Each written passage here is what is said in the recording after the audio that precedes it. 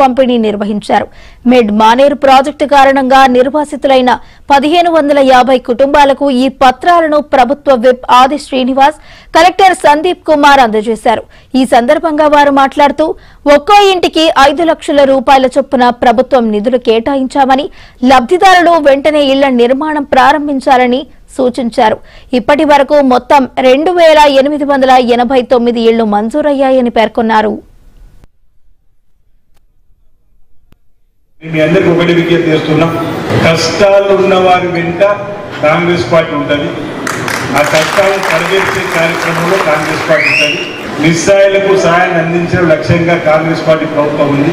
రేవంత్ రెడ్డి గారు కూడా అప్పన్నాస్తాన్ని అందించడం ధ్యేయంగా పనిచేస్తామని మాటించారు. కాబట్టి తప్పనిసరిగా అందరికీ సహకారం అందించే కార్యక్రమాన్ని తీసుకొని ఈ ప్రభుత్వం ముందుకు పోతుందని చెప్పిన మాట సందర్భంగా మీకు తెలియజేస్తూ ఒక్క మాట చెప్పి, నేను కామారెడ్డిలో గౌరవ ముఖ్యమంత్రి రేవంత్ రెడ్డి గారు కామారెడ్డి డిక్లరేషన్ లో బీసీలు 42% రిజర్వేషన్ ఇస్తారని చెప్పినటువంటి ఆ గడ్డపైనే 15వ తేదీన 1,00,000 మందితో ఒక సమావేశాన్ని ఏర్పాటు చేస్తున్న క్రమంలో సమాయత్త సభ కోసం ఈ రోజు రమ్మన్నారు. 12 గంటలకు 12 అవుతుంది, వెళ్ళాలి. మరి ఆ కార్యక్రమం కూడా మీరు అందరూ రావాలని చెప్పి సందర్భం ఇదే వేదిక మీద వారిని అందరికీ కోరుతూ ఈ జిల్లాలో 4 మండలాల నుంచి పెద్ద ఎత్తున ప్రజలు తరలించాలని ఒక నిర్ణయం అయింది. గంభీరావుపేట, ముస్తాబాద్, ఎల్లారెడ్డిపేట, వీర్నపల్లి ఆ 50 కిలోమీటర్స్ రేడియస్ లో ఉంటే మనకి అధికారిక మీటింగ్ అవడం కోసం కలెక్టర్ గారు కూడా తగు చర్యలు తీసుకుంటారని చెప్పనేటువంటి ఆలోచన సందర్భంగా నేను వ్యక్తం చేస్తూ ముఖ్యమంత్రి సభకు మేము అధికారులు.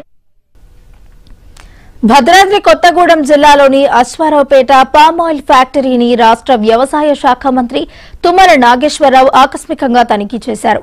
ఈ సందర్భంగా తరచుగా జరుగుతున్న బ్రేక్ డౌన్ల గురించి ఆరా తీశారు.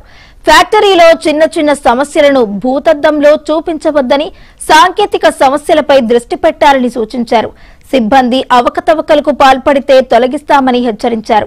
పామాయిల్ రైతులకు 25,000 రూపాయల మద్దతు ధర ఇవ్వాలనేది తమ లక్ష్యమని మంత్రి పేర్కొన్నారు. మరోవైపు యూరియా కొరతపై మంత్రి తుమ్మల నాగేశ్వరరావు